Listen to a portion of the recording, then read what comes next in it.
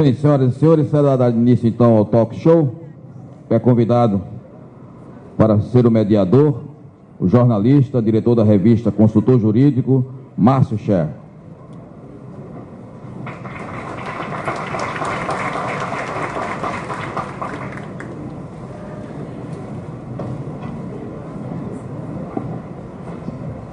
É convidado o senhor ministro aposentado do STJ, José de Castro Meira.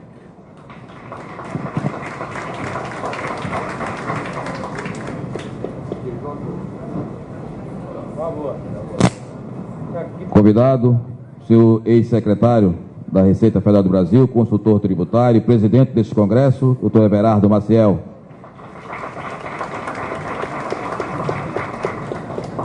Doutor Jean Cloter Simões Mendonça, presidente da Comissão Especial de Direito Tributário do Conselho Federal da OAB.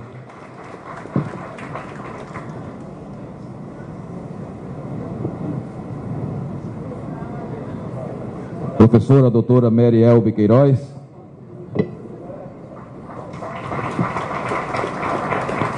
Presidente do SEAT e do IPET e advogada. Doutor Otacílio Dantas Cartacho, presidente do CAF.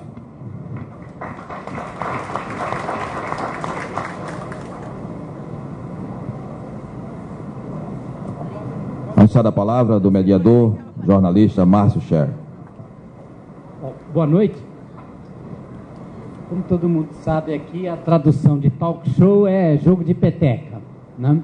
Então a dinâmica aqui não é aquela costumeira em que as pessoas fazem as suas apresentações, né? E sim a resposta a questões tópicas colocadas, sendo que qualquer um dos integrantes aqui do dispositivo pode fazer aí a intervenção, não é? O doutor Cartacho aí chegando, né? Como os últimos serão os primeiros, eu vou começar com o doutor Cartacho. Um levantamento concluído ontem no Supremo informa que há lá 327 pedidos de repercussão geral pendentes de julgamento. Dessas, 115 são de matéria tributária. Há também 3.612 reclamações em processamento, grande parte tributária. O governo já está obedecendo os efeitos vinculantes às súmulas estabelecidas pelo Supremo, doutor Cartacho?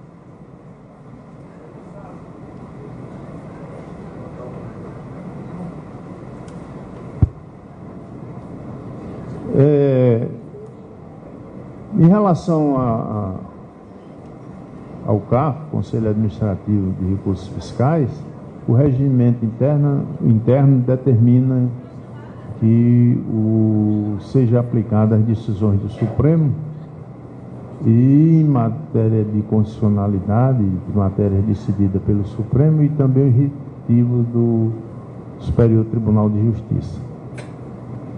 De sorte que esses tópicos são de imposição obrigatória por parte dos conselheiros. Mary, você podia dar a visão do advogado? Veja, realmente existe, foi muito salutar essa medida, só que uma das coisas que nos preocupa como advogados é que, mesmo havendo um recurso repetitivo, muitas vezes os membros do CAF, com todo respeito, dentro da sua liberdade de julgar, eles entendem que não é bem aquilo que diz. A gente tem um exemplo, por exemplo, da decisão sobre decadência, que ela é muito clara, eu pelo menos acho muito clara, talvez com as minhas limitações. Ele diz o seguinte: o recurso repetitivo diz que a decadência será contada a partir do primeiro dia do exercício seguinte. Se houver pagamento, é 150, se não houver pagamento, 173, e não havendo pagamento, é a partir do primeiro dia do exercício seguinte. E aí ele diz: o primeiro dia do exercício seguinte é o ano seguinte ao de ocorrência do fato gerador. Eu acho que isso é claro. Mas aí, na hora de interpretar, está se colocando, não é bem isso que quis dizer.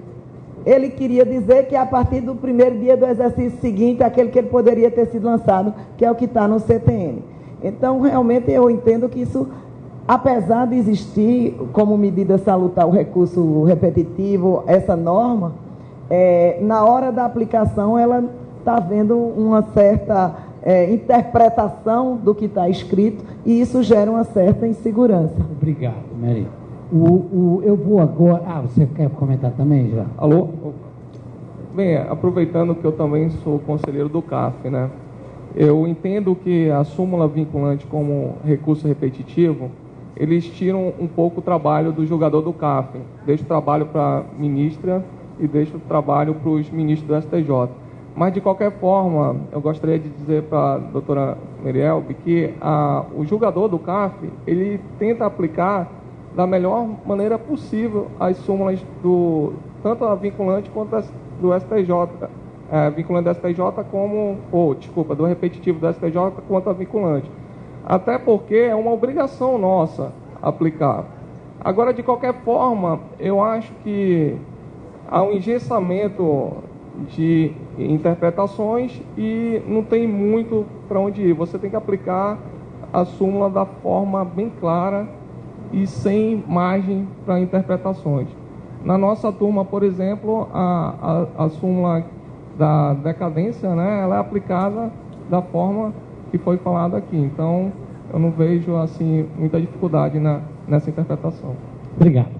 Bom, falamos aqui nos recursos repetitivos, não é? Essa nomenclatura não é adequada, mas é a que se usa, né? Ministro Castro Meira, eu acho que ninguém discorda que nós estamos tendo uma demora muito grande em se julgar os casos de recursos repetitivos. Nós temos também oscilações jurisprudenciais muito vertiginosas, né? E também a forma de correção da aplicação dos precedentes pelas instâncias inferiores é um outro problema que se avoluma no cenário, não é? O senhor acha que nós devemos nos conformar com isso, nos acostumar, ou tem jeito? Ou dá para ter esperança de ser resolvido a médio prazo, digamos? Olha, a situação dos repetitivos, ele foi um mecanismo, um instrumento que se criou para exatamente procurar o judiciário atender a um volume incrível de processos que são submetidos aos seus juízes, em que realmente há uma incapacidade de atender a cada um desses casos individualmente. Esse instrumento, na verdade, ele procura mais ou menos imitar o sistema inglês, só que de um modo inverso.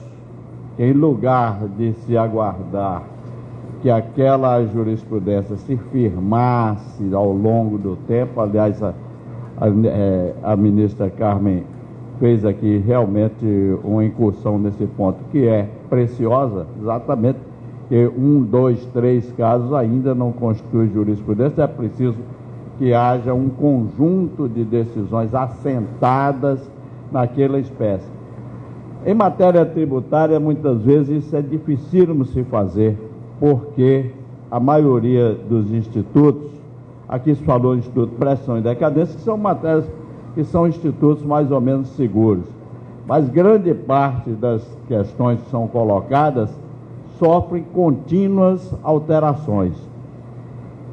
Há dificuldades. A primeira dificuldade é que com o repetitivo há uma paralisação, há um engessamento, então toda a comunidade fica no aguardo daquelas decisões. Por outro lado, os ministros do STJ, que têm que atender diariamente a inúmeras solicitações, inclusive medidas cautelares inúmeras são colocadas. No que diz respeito à terceira sessão, por exemplo, a quantidade de habeas corpus é de tal ordem que questões de habeas corpus de 2 anos ainda estão lá até hoje sem julgar. Então, não obstante tudo isso, eu creio que os efeitos são positivos. Agora, há uma outra questão também, que é talvez o excessivo número de feitos que são colocados como repetitivos. Eu estava na presidência da primeira sessão recentemente, e foi um dos últimos cargos que eu deixei já agora no mês de agosto. Então, duas sessões lá nós reservamos exclusivamente para julgamento dos recursos repetitivos. E foi uma jornada um tanto difícil, porque nós começamos às 9 horas da manhã e os advogados fizeram questão de assinalar a presença deles lá, mostrando que os advogados também acordam cedo. Então, nessa oportunidade, foram julgados diversos processos. Mas eu reconheço que há um número muito grande e nós temos ainda uma dificuldade a vencer no que diz respeito ao julgamento dessa espécie de recurso. Vai depender muito, talvez, de uma regulamentação, porque até hoje tudo isso foi feito com base apenas numa resolução, a resolução número 8 de 2008, e na própria dicção legal, que é insuficiente ainda para um perfeito equacionamento dos problemas que são relacionados com os recursos do artigo 543C do Código de Processo Civil, popularmente conhecidos como recursos repetitivos. Ministro, sem querer fazer uma crítica, porque o que eu vou perguntar acontece na vida de jornalista, de engenheiro, até do advogado, né? Mas aproveitando essa ocasião, o senhor que acabou de se aposentar, aqui, só entre nós dois aqui, o senhor acredita que, do tempo que o senhor esteve no tribunal, o senhor conseguiu dedicar 50% do tempo útil para processos?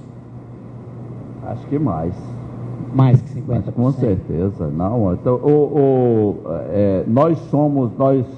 não digo o seu caso, assim. Nós sofremos uma pressão contínua e ainda que seja por pouco tempo, mas os processos são sempre examinados. Evidentemente, eu não sei se 50%, porque aí vai ter o tempo também de solenidade, de dormir. Em serviço. Da hora que chegou no tribunal até a hora que saiu. Eu habitualmente chegava no STJ em torno de 9 horas. Eu não pergunto se o seu caso.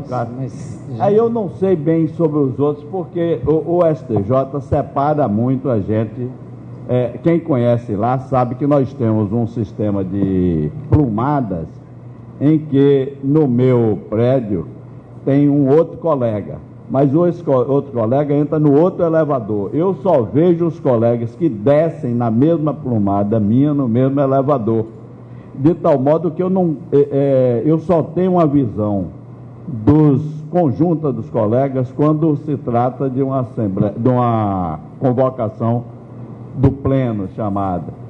Fora daí eu tenho uma visão dos colegas da sessão ou da turma, que esses cinco, eu, no caso, quando estava lá, e mais 4, e nós tínhamos um relacionamento mais prático. Mas é incrível, pode parecer, é um prédio daquele, mas nós temos praticamente um isolamento em relação ao conjunto. Talvez isso é que as pessoas que estão de fora não percebam bem essa situação.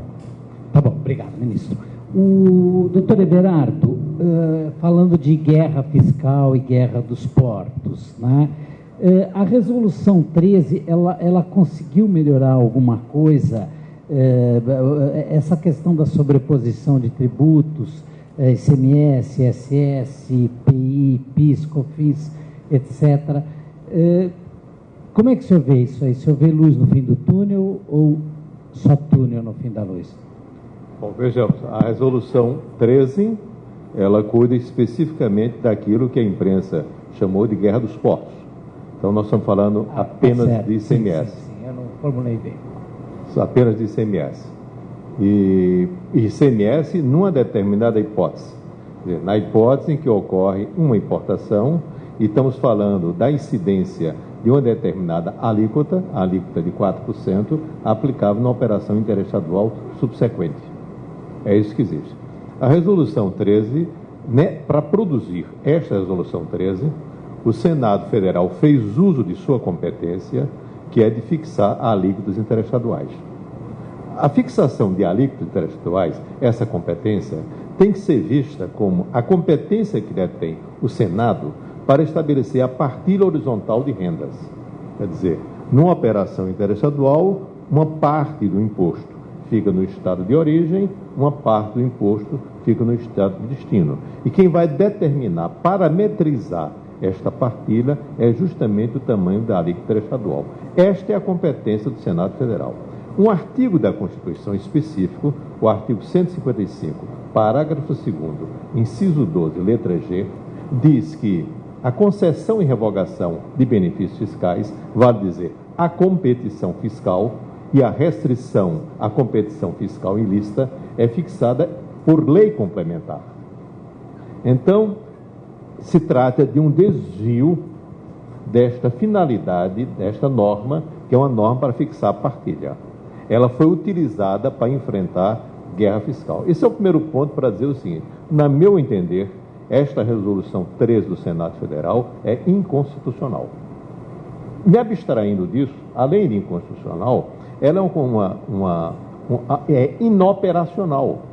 Inoperacional porque ela estabelece tantas regras como, vou dizer uma delas, isto não se aplica a produtos que não tenham similar nacional. O que é um produto que não tem similar? Bom, produto que não tem similar será aquilo que a Camex diga que é sem similar.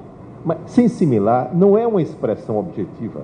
E não pode agora, nessa circunstância, uma pessoa que está operando o sistema dizer este produto é sem similar, aquele é não similar. Eu digo até, para citar um fato real da história, o pessoal da Camex não sabia que estava acontecendo isso.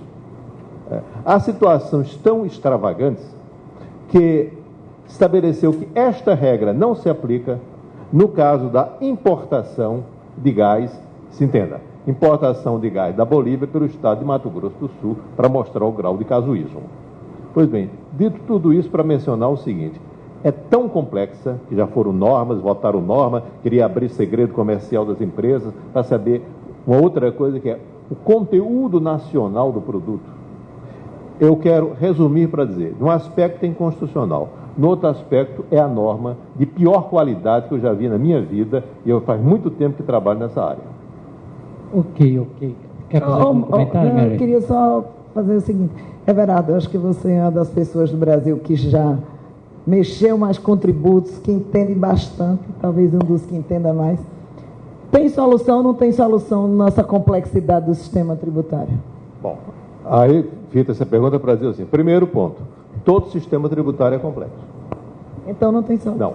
Segundo, não significa dizer que deve existir uma conformidade com a complexidade. Quer dizer, da mesma forma que o mundo tende à desorganização, o mundo tende para o caos, não significa dizer que não se devam construir ilhas antientrópicas para enfrentar a desorganização. Quer dizer, não é conformar-se com isso. Porque a vida é insegura, como bem salientou aqui, fazendo uso da imagem de Guimarães Rosa, a ministra Carmen Lúcia, não quer dizer que nós vamos fazer piquenique à meia-noite na Rocinha. Quer dizer, ninguém vai colaborar com isso. Quer dizer, então se tem assim, há esses fatos e tem que reagir a eles. A complexidade, como eu disse, é inerente ao sistema tributário, é da natureza da coisa. O que é que tem que fazer? Um esforço, todas as vezes que o sistema tributário vai evoluindo, ele vai aumentando o grau de complexidade, porque ele reúne a situação anterior e tenta interpretar novas circunstâncias. Acontece que, portanto, vai ficando cada vez mais complexo. O trabalho que deve ter o gestor da política fiscal é exatamente eliminar a complexidade, porque ela cresce naturalmente. Então, portanto, dizendo, é um fenômeno inerente, mas não significa que deva se conformar contra ele. Deve buscar a simplificação. Agora, de forma geral, você acha que o sistema tributário brasileiro ele impulsiona o desenvolvimento? Sim e não, como todos os sistemas. Quer dizer, ele pode, em determinado sentido, ele impulsiona, Em outros sentidos, não. Quando é que ele não impulsiona? Ele não impulsiona quando tem uma complexidade muito alta na tributação do consumo, não é na renda, portanto, separando as coisas. Ele não impulsiona quando ele está inserido num contexto de elevada insegurança jurídica. Nós temos situações, eu poderia citar inúmeras situações, a questão, por exemplo, tributação da renda do fundo de pensão, um assunto que se iniciou no começo dos anos 80, veio se encerrar no início deste século. Quer dizer, o mundo vai andando, isso não é possível. Quer dizer, tanto tempo, e posso explicar, boa parte, por conta do teor, no meu modo de entender, excessivamente analítico da Constituição, particularmente em termos de matéria tributária. As regras do ICMS, que é o mais importante imposto nacional, que estão na Constituição, é quase a reprodução de um regulamento produzido pela COTEP. Tamanho o grau de detalhe que chega àquilo, que vai produzir, inevitavelmente, conflitos. E, inevitavelmente, conflitos, ao produzir conflitos, vai produzir litígio e vai para a justiça e todo o resto é conhecido. Um terceiro ponto é em relação à questão de custo de conformidade. Quer dizer, os custos para pagar impostos. Quanto me custa pagar um imposto? Toda vez que eu exagero nas exigências de obrigações acessórias, eu estou dificultando pagar o imposto.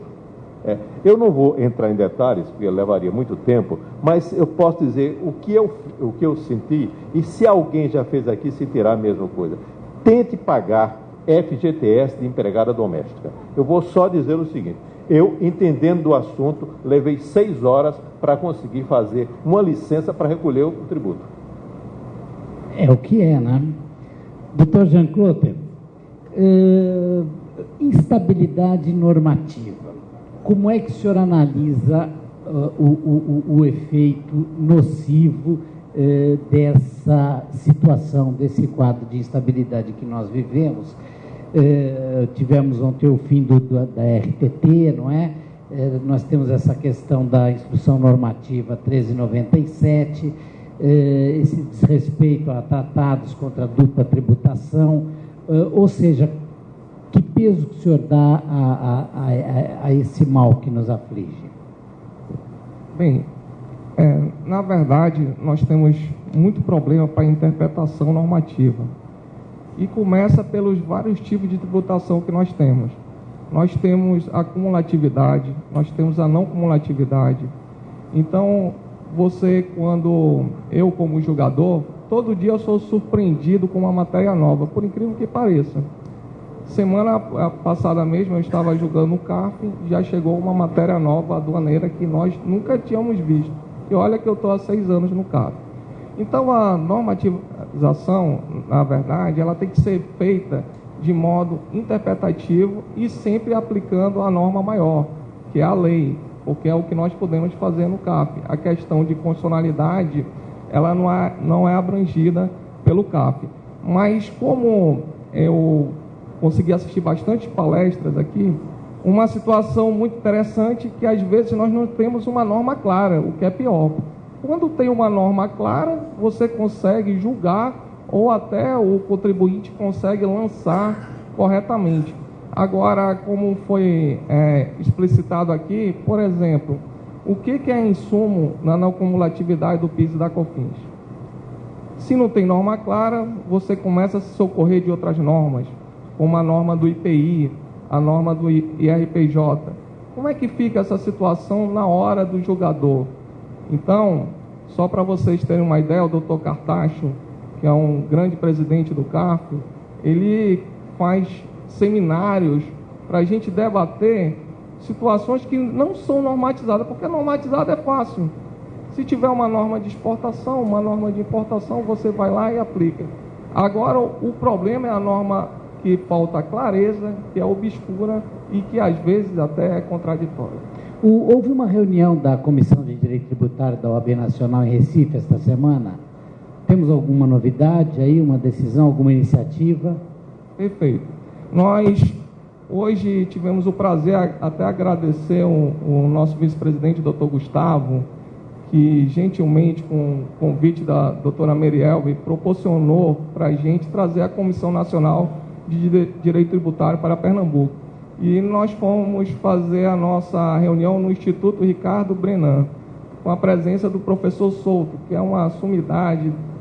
Eu falei para ele: professor, dá para o senhor dizer aqui... Teve alguma decisão lá? Teve. Dá para o senhor dar aqui uma ideia para a nossa comissão? Ele falou: meu filho, eu vim aprender com vocês. Olha a simplicidade do professor Souto. Mas tivemos uma decisão.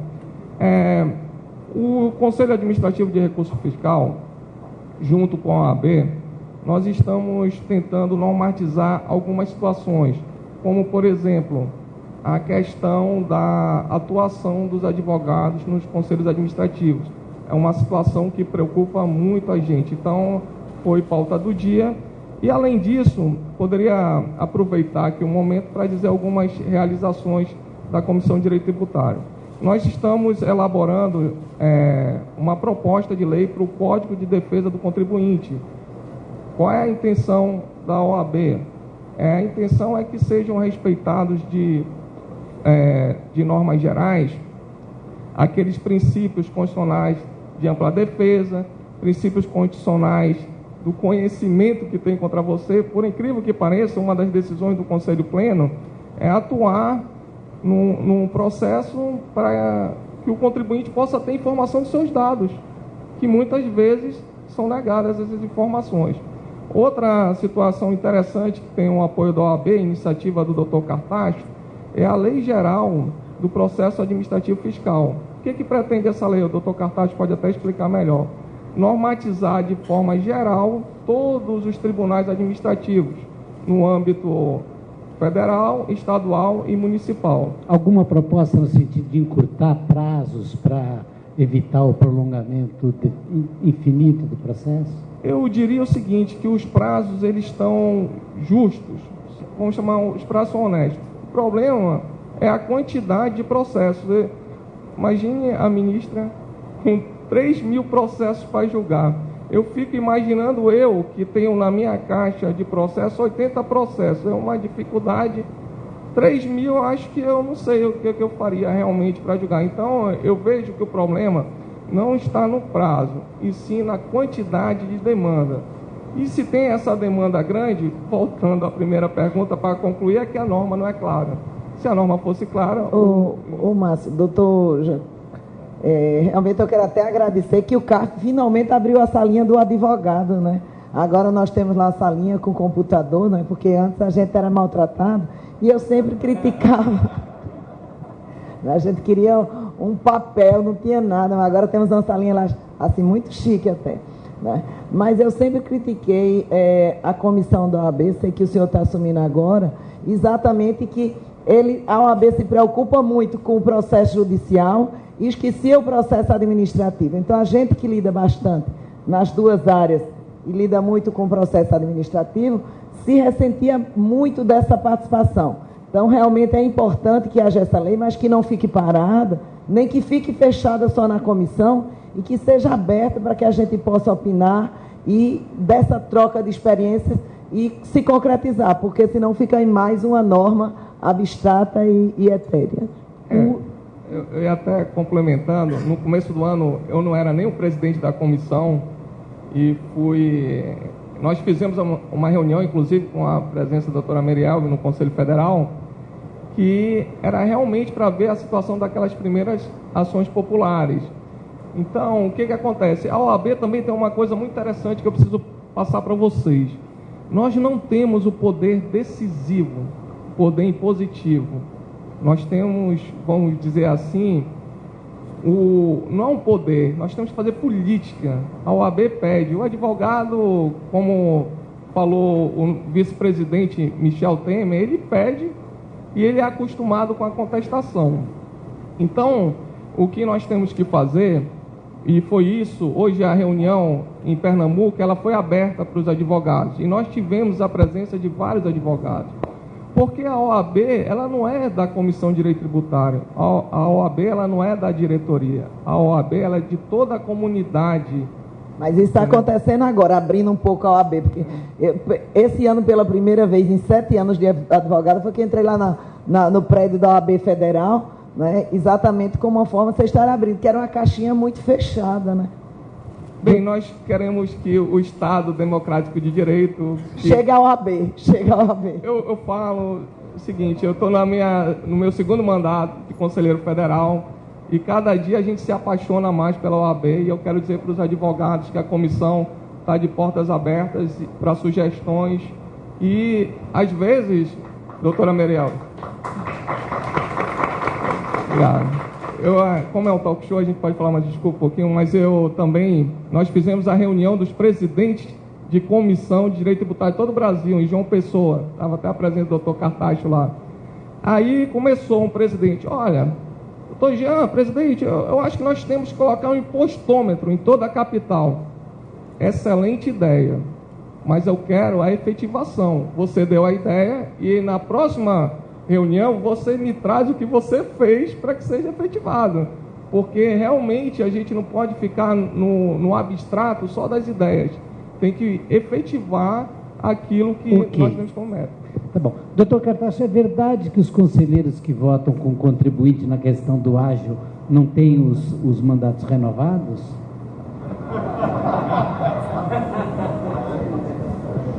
Olha... essa questão do ágio se tornou extremamente controversa, não é? Mas o regime de recondução dos conselheiros, ele, quando se dá o vencimento do mandato, a presidência comunica às confederações e à Receita Federal para se manifestarem sobre as reconduções, né? E as confederações, tanto como a Receita Federal, às vezes elas não se manifestam positivamente pela recondução. Ao contrário, mandam a lista tríplice para realizar a substituição. Então, isso se faz normalmente, isso é a prática geral do Conselho. Não se constitui nenhuma novidade uma confederação não se manifestar positivamente sobre a recondução do conselheiro ou a Receita Federal também se manifestar pela substituição, ou seja, pela não recondução do conselheiro, não é? Isso daí é da praxe geral de ambas as bancadas, do contribuinte e da Fazenda. Ok. Mary, eu ia perguntar para você sobre medidas protecionistas na área federal, mas eu vou trocar. Já deu para dominar o efeito dessa extinção da RTT e essa mudança da instrução normativa 1397? Você já tem claro o que aconteceu? Bom, claro não está, porque foi dito, quer dizer, claro temos a instrução e o que foi dito na entrevista, né? Que a gente até discutiu no debate, que vai sair uma lei ou uma medida provisória, né? Medida provisória eu questiono, como já coloquei aqui, mas o que é que acontece? Pelo que foi dito, né, da entrevista, a tributação dos lucros vai permanecer, ou seja, a diferença entre o lucro contábil fiscal e o lucro societário apurado com base no IFRS vai ser tributada. A medida provisória é para não haver retroatividade, que aí vem a insegurança. 5 anos depois, sai uma orientação para voltar para trás, para ficar bem claro, né? Voltar para trás 5 anos e dizer o seguinte, ó, tudo que vocês entenderam até agora, que era o lucro contábil para fins de distribuição de dividendos e distribuição de lucros isentos, não é mais assim. Existe essa diferença. Embora eu entenda que a IN, ela foi boa no sentido de que ela veio defender a neutralidade tributária da 11.941, que já estava na lei desde 2007.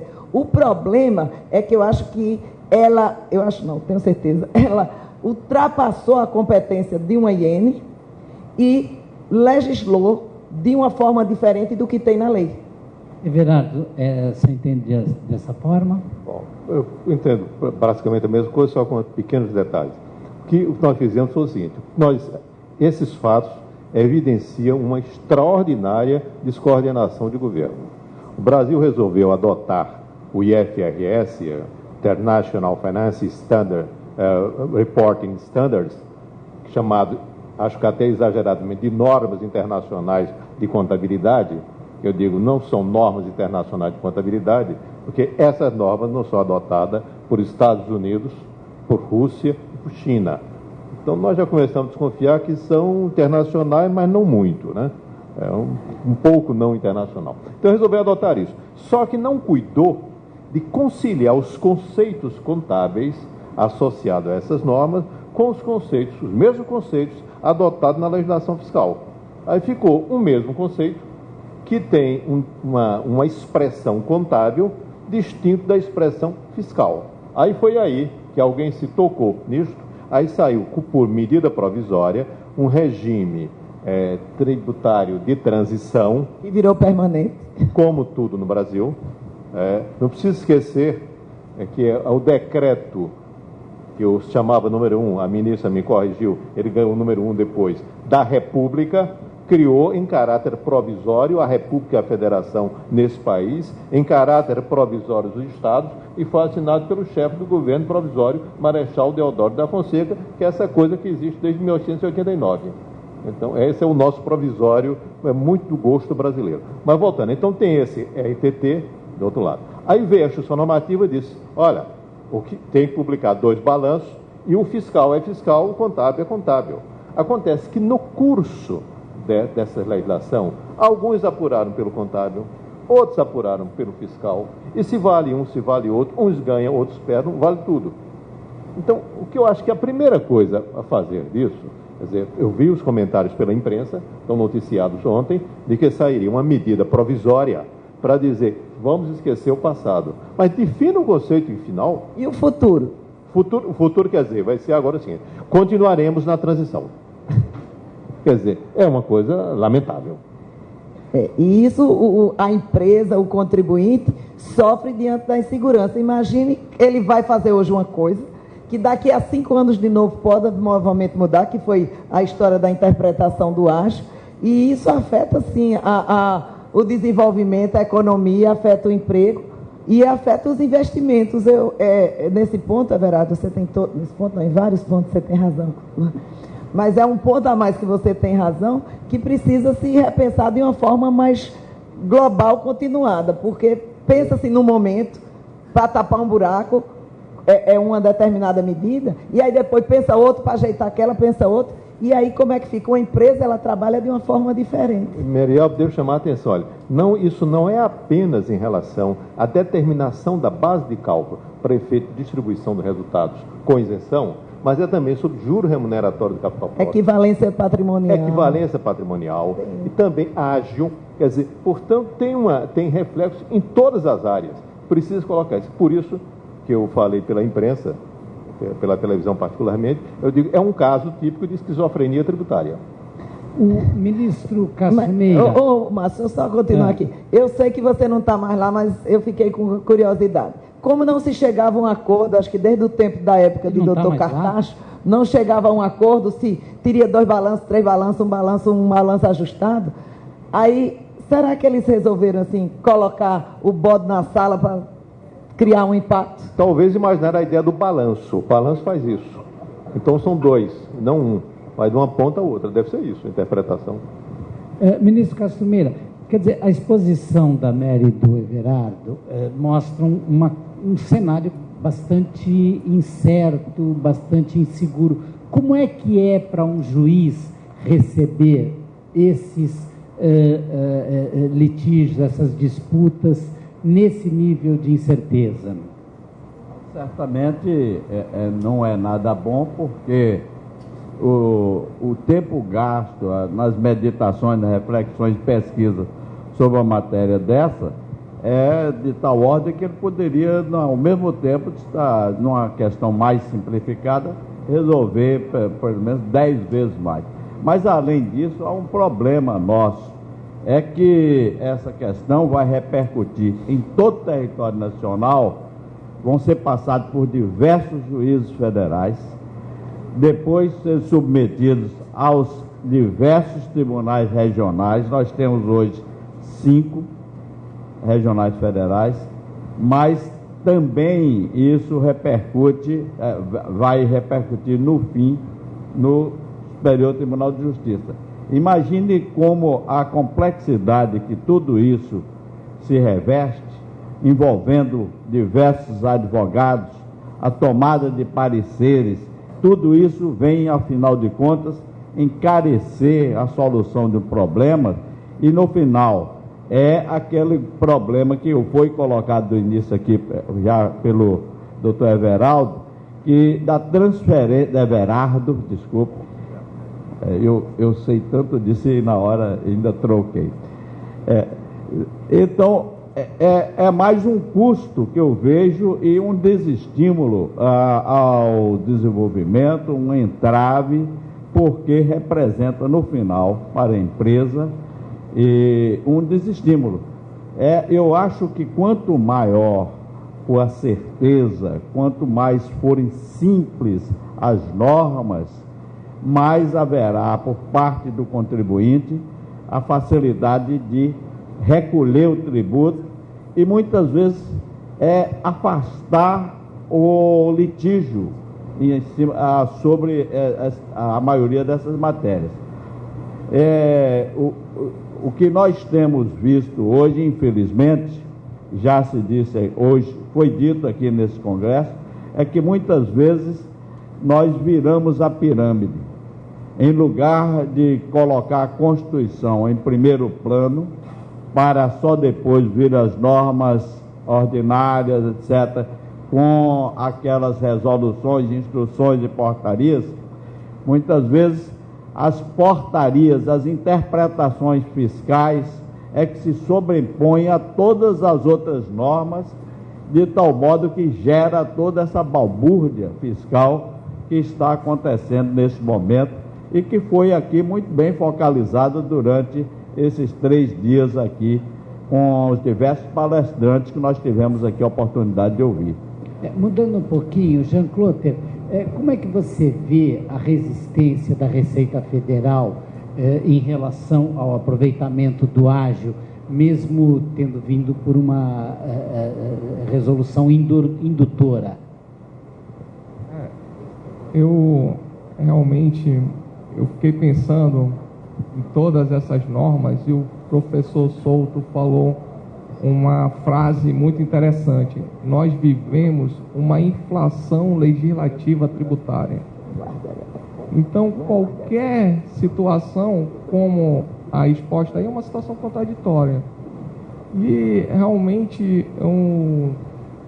como julgador, né, não sei se eu poderia falar sobre o ágio, né? Mas o ágio está sendo decidido, já tem as decisões lá no CARF e realmente as decisões do CARF eu acho que são bem acertadas, elas são tecnicamente bem elaboradas, todos os julgadores têm uma materialidade muito grande, enquanto os tribunais superiores têm muita formalidade. Tenho a certeza, todos os advogados que atuam no CARF, que a materialidade é muito grande. Então, o assunto, independente da decisão, ele é bem estudado pelos conselheiros. Márcio, a gente tem hoje aqui um privilégio enorme. Fala-se ágio da Lei 9.532/97, e nós estamos hoje aqui com o legislador em carne e osso. A culpa é dele, viu, não, pelo contrário, a lei foi boa. Aí veio matar minha curiosidade, Everardo, por favor. Aquele ágio era só para ser usado pelo povo da privatização ou foi uma lei que até hoje não foi revogada, válida, vigente e eficaz, que permite, sim, que numa operação de incorporação, se houver ágio gerado, vai poder ser deduzido? Bom, veja bem, não foi para ser usado na privatização, foi os grandes programas de privatização que inspiraram a edição da norma. Quer dizer, portanto, é uma coisa distinta. Já gostei. Quer dizer, o nexo causal é esse. Havia os grandes programas de privatização, eles não iam prosperar, não prosperariam, se não houvesse a possibilidade de dedução do ágio, que, na maior parte dos casos, corresponde quase a uma situação de diferimento, porque o imposto vai ser cobrado mais adiante. Então, foi nesse contexto que foi concebido. Agora, o que acontece desde então? É inevitável pela evolução de todas as coisas, pela evolução dos negócios, pelas construções que são feitas por todos que lidam com a matéria, de que essa matéria foi evoluindo com o tempo. Quer dizer, naquele tempo, falar-se em ágio interno não era uma coisa sequer cogitável. Não era algo que era sequer discutido. Ninguém nunca pensou nisso. Quer dizer, esses fatos vieram depois. O que eu vejo hoje, a situação está no seguinte termo, não é a única. A situação está seguinte: precisa rever a legislação. Precisa dizer com clareza o que pode e o que não pode, o que é e o que não é. Não pode ficar agora o contribuinte naquela. Se não fizer, vou ficar numa situação de desvantagem comparativa com o meu concorrente. Mas se faço, posso ser autuado. Mas não necessariamente vou ser autuado. Isso não acontece só com ágio, não. Já foi mencionado aqui, eu vou apenas dizer a mesma coisa, não é possível que não se defina com clareza, eu também participei da legislação no começo disso, e também os fatos vão evoluindo, quais são os direitos creditórios do PIS/COFINS, qualquer que seja ele. Não, são os mesmos do imposto de renda, ok? Não, são os mesmos do IPI, ok? É uma combinação dos dois, ok, mas qual? Então fica uma espécie quase de uma roleta russa para definir o que é. A terceira, que eu acho também gravíssima, nesse mesmo plano, que envolve insegurança jurídica e afetando algo que eu percebo como dos atributos novos do conceito de moralidade tributária. É a moralidade tributária do Estado, que eu incluo entre os atributos novos o dever da clareza e o dever da presteza. Ele podendo resolver, ele não pode deixar de resolver. Então vem o caso do parágrafo único do artigo 116 do Código Tributário Nacional, que estabeleceu a hipótese de desconsideração dos atos de negócio de pessoa jurídica, etc, etc, etc. Pois bem, isto, à minha época, eu tentei definir, estabelecendo os procedimentos especiais e dizendo quais eram as duas situações onde podia se aplicar o instituto, que era no caso de abuso de forma e no caso de falta de propósito negocial, definindo os dois conceitos. Por uma circunstância política, essa medida provisória, os artigos dessa medida provisória, não prosperaram no Congresso Nacional. Nós estamos falando de agosto de 2002. Nós estamos falando de 11 anos. Pois bem, nenhuma medida foi tomada desde então para estabelecer, quais são os procedimentos, portanto, disciplinar, dar concretude, superar a condição de eficácia limitada do artigo 16, parágrafo 1 do Código Tributário Nacional. De que resulta? Vários autos, a minha não é uma parte, completamente malucos, envolvendo a aplicação do conceito de simulação. Eu vi um auto, inclusive, que dizia essa preciosidade. A autuação decorria da concomitância de simulação e dissimulação. Quer dizer, é campo de paranoia. Quer dizer, é um campo de psiquiatria. Eu não consigo imaginar como é que pode ser as duas coisas sendo antônimas. E aí vem o seguinte, me permita só para concluir, Meriel. Então, acontecem essas coisas, eles começam a dizer assim, como não se pode dizer claramente que está falando de dissimulação, então faz uma coisa sofisticada, se dissimula a dissimulação. Quer dizer, não foi dissimulação, foi deslocamento, não, foi reclassificação. Reclassificação, como o nome está dizendo, é tirar de uma classe por uma classe. Eu digo, isso está classificado como não tributado e eu vou classificar como tributado. Mas ninguém vai fazer assim, vamos, até porque seria para mim muito ruim, vamos reclassificar o rendimento do Dr. Tarcísio Cartacho para um rendimento de Everardo Maciel. Isso não é reclassificação, isso é outra coisa. E a outra que fala é deslocamento. Deslocamento eu só conheço de matéria de ortopedia. Em matéria tributária não faço a menor ideia do que vem a ser. E essa norma ainda está pendente de análise de constitucionalidade no Supremo desde 2001.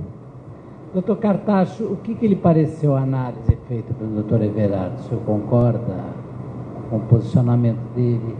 Sobre esse tema específico? Sobre a análise que ele fez das mudanças.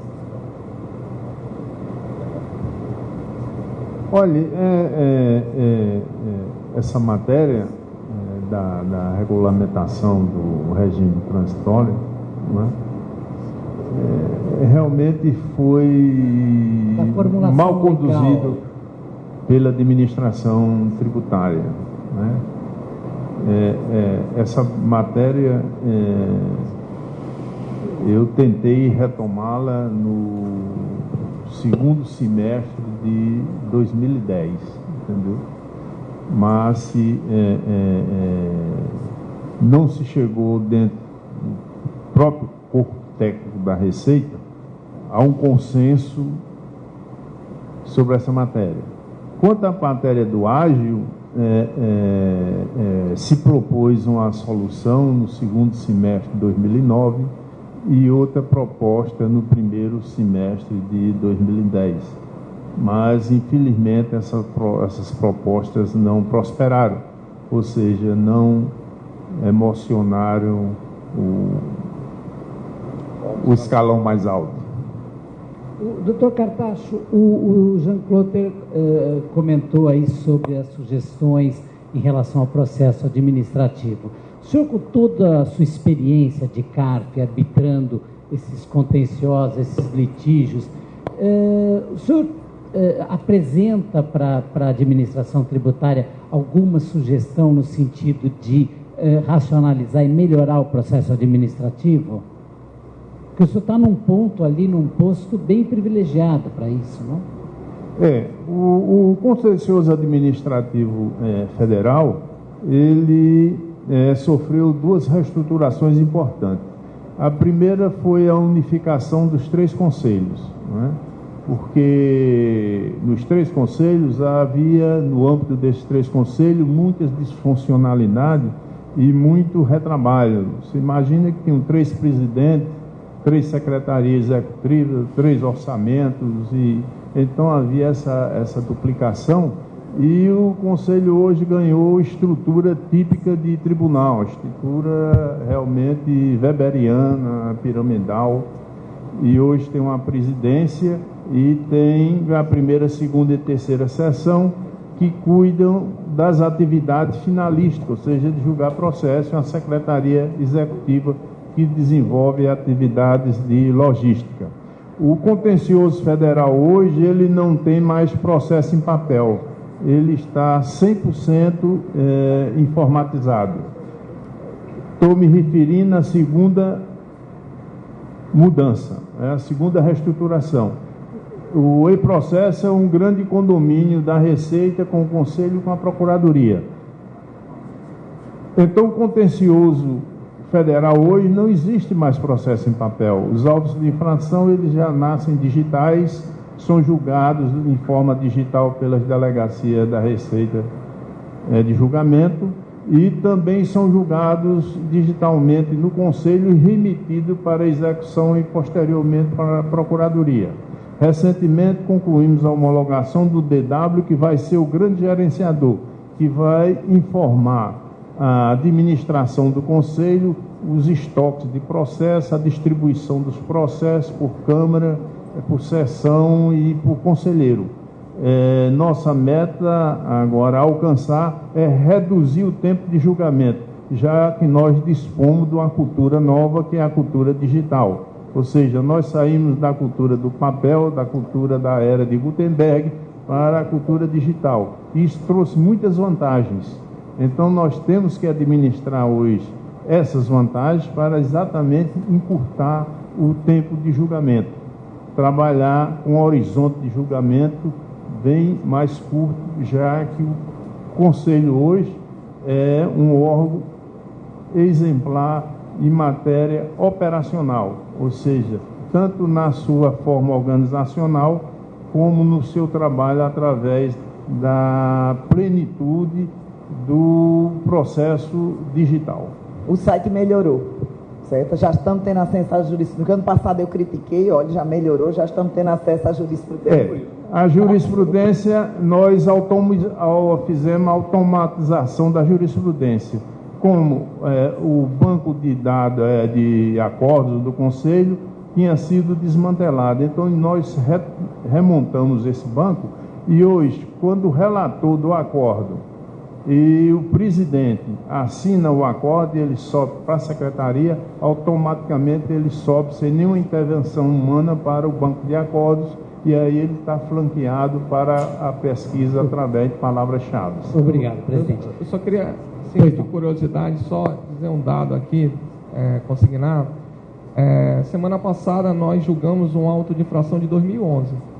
Então, não tem nem 2 anos e já foi julgado no CAF. Ok. Bom, eu passo agora, antes de devolver a palavra para a nossa realizadora, a Marielbe, eu passo a palavra ao Dr. Everardo Maciel, presidente desse evento, não é? Para que ele, então, faça as considerações finais. Por favor, Everardo. Bom, não são as considerações finais do evento, são as minhas considerações finais. É apenas para registrar, mais uma vez, destacar meus agradecimentos a Marielbe, pessoa extremamente operosa, e todos que integram o IPET do SEAT, pela distinção que me deram ao me convidar para presidir este congresso, e dizer que, como sempre, é uma oportunidade muito grande de aprender, de conviver, de reconhecer, de encontrar, de reencontrar pessoas que lidam nesse mesmo campo que tem sido o campo de toda a minha vida, que é a área tributária.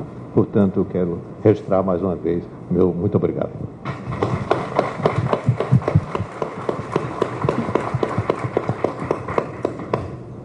Por favor, Mary.